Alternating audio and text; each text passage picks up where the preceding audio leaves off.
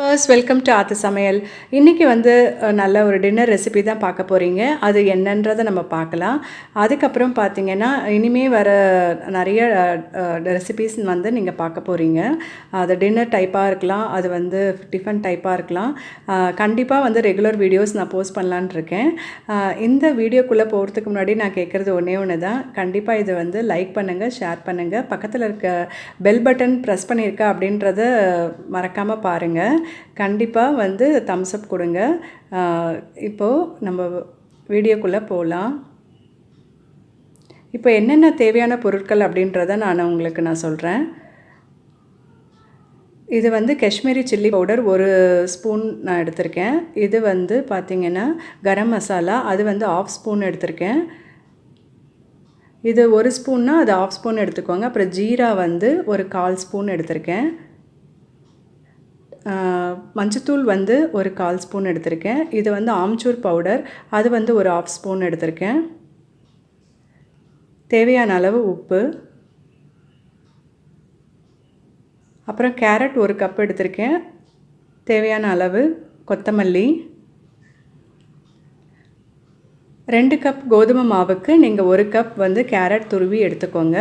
துருவலில் வந்து ஒரு சின்ன துவாரம் உள்ள துருவலாக பார்த்து நீங்கள் துருவி எடுத்துட்டிங்கன்னா உங்களுக்கு மாவு பிசையும் போது உங்களுக்கு ரொம்பவே கம்ஃபர்டபுளாக இருக்கும். இப்போ இந்த மசாலாலாம் சேர்த்து நல்லா பிசைஞ்சிக்கலாம். மசாலா, உப்பு இதெல்லாம் சேர்த்து நல்லா பிசைஞ்சதுக்கு அப்புறமா அந்த கேரட்டையும் போட்டு நீங்கள் பிசைஞ்சு எடுத்துக்கலாம்.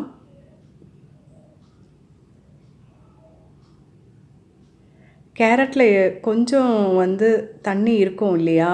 ஸோ அதை போட்டு நல்லா பிசைஞ்சிட்டு அதுக்கப்புறமா கொஞ்சம் கொஞ்சமாக தண்ணி தெளித்து நம்ம பிசைஞ்சிக்கலாம்.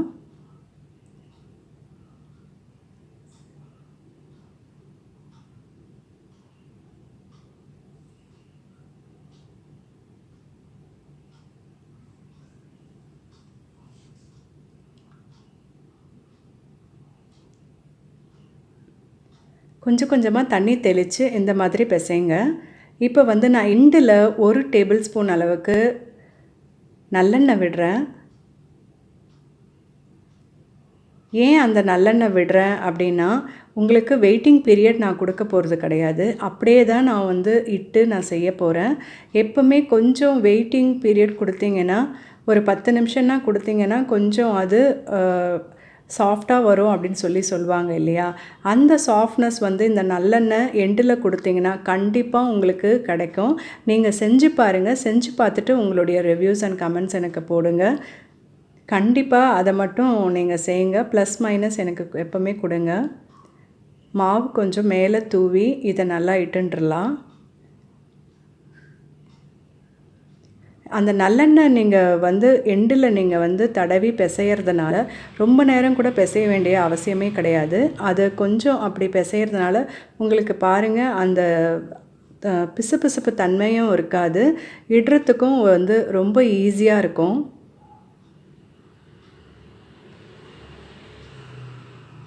இந்த அளவுக்கு நல்லா கொஞ்சம் மெல்லிய ரொட்டியாக வந்து நீங்கள் இட்டு எடுத்துக்கணும். அப்போ தான் உங்களுக்கு சாப்பிட்றதுக்கும் ஈஸியாக இருக்கும். இப்போ எல்லா பராத்தாவும் இட்டாச்சு. தவாவில் போட்டு நம்ம எடுத்துடலாம். நீங்கள் போட்ட உடனே நீங்கள் திருப்ப வேண்டாம். கொஞ்ச நேரம் வெயிட் பண்ணுங்கள். அந்த பபிள் வருது பார்த்திங்களா? அதுக்கப்புறம் திருப்பி விடுங்க.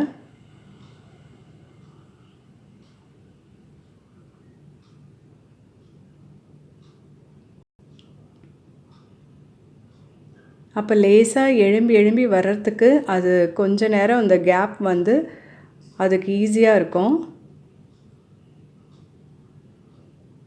இப்போ சின்னதாக எழும்பி வர்றதுக்கு அது கொஞ்சம் இந்த மாதிரி நீங்கள் திருப்பி போடாமல் கொஞ்ச நேரம் வெயிட் பண்ணி போட்டிங்கன்னா உங்களுக்கு ஈஸியாக இருக்கும். இப்போது வந்து நெய் வந்து எண்டில் நான் தடவுறேன். இது வந்து லஞ்ச் பாக்ஸ் ரெசிபியாக நீங்கள் கொடுத்து அனுப்பிச்சிங்கன்னா இந்த மாதிரி கொஞ்சம் ஒரு சின்ன ஸ்பூன் நெய் வந்து விட்டு நீங்கள் மேலே நீங்கள் அப்ளை பண்ணிங்கன்னா ரொம்பவே டேஸ்டியாகவும் இருக்கும். அதே சமயம் உங்களுக்கு நல்ல சாஃப்டாகவும் இருக்கும். இப்போது வந்து பாருங்கள் பராத்தா நல்லா சாஃப்டாக ரெடி ஆகிடுச்சு. இப்போ இதே மாதிரி பண்ணி பார்த்துட்டு உங்களோட ரிவ்யூஸ் அண்ட் கமெண்ட்ஸ் எனக்கு போஸ்ட் பண்ணுங்கள். கண்டிப்பாக லைக் பண்ணுங்கள், ஷேர் பண்ணுங்கள்.